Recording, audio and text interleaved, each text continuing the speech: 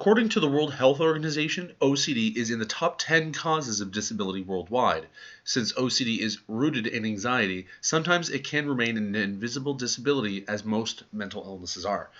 This game will be an attempt to have a game that is engaging and have a compelling narrative, and at the same time raise awareness for most types of OCD. OCD has four main categories, but all OCD illnesses involve obsessions with various concepts. Some of the most common types of concepts, or OCD types, are contamination, checking, and symmetry. Contamination refers to the fear of germs and the like, and have extreme discomfort where the person would clean or wash excessively to mitigate these feelings of distress.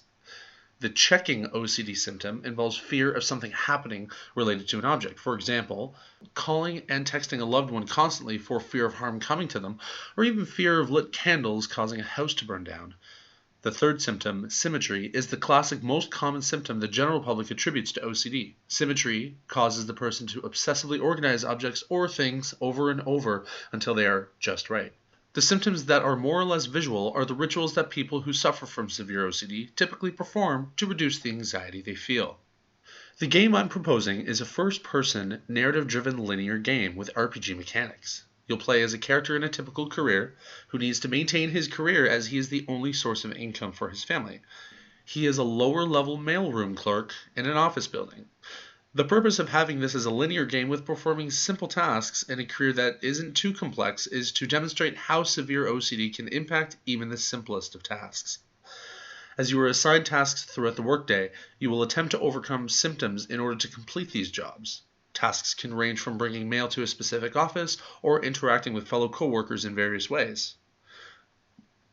The challenge for this game is that you will begin the game with all of the symptoms of severe OCD and attempt to accomplish these simple tasks.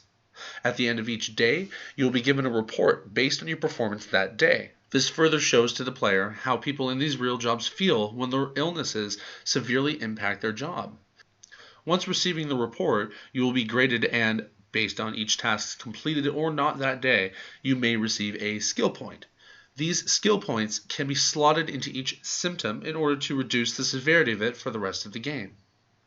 Mechanically, these symptoms will range from movement, vision, or other impairments. For example, if you walk into an office where you were to deliver mail and you see some folders on the desk that are out of order, you will lose control of your character and be forcibly moved towards the folders and be locked into a QuickTime event.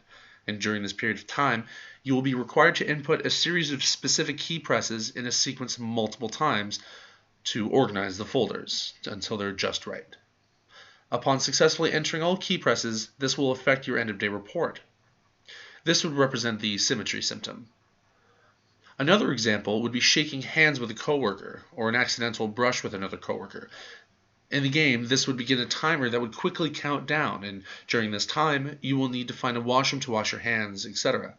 If you don't reach the washroom in time, your end-of-day report will be negatively affected.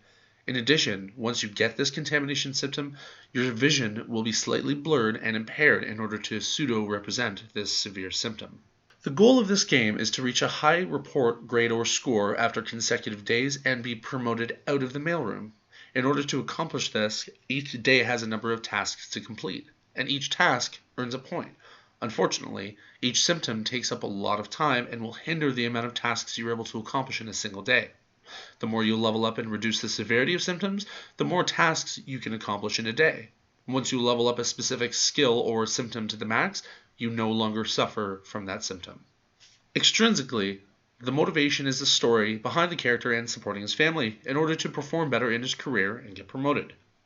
Since educational or edutainment isn't readily engaging the way regular games are for the most part, this game would be presented as a regular video game with a compelling story. Primarily, it is a very narrative-driven experience. The story must be compelling enough to have that player's buy-in order to have that intrinsic motivation to want to continue, level up, and get promoted.